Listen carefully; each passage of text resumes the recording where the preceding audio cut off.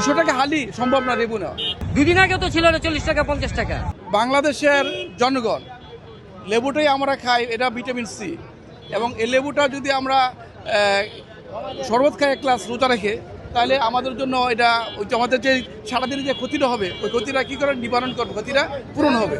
কিন্তু আসলে আমরা এটা এই লেবু খাইতে পারি নাই এবং নিতে পারি নাই, কারণ কি 200 টাকা হালি সম্ভব না লেবু না।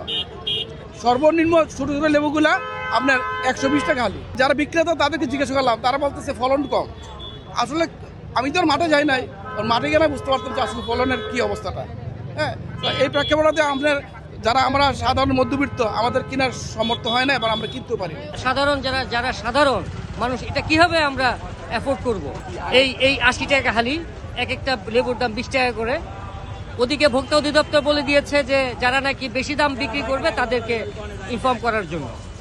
আর আমরা এটা সঠিক বিচার চাচ্ছি। যারা বেশি দামে কিনতে, সেটা তো আমাদের বিষয় না।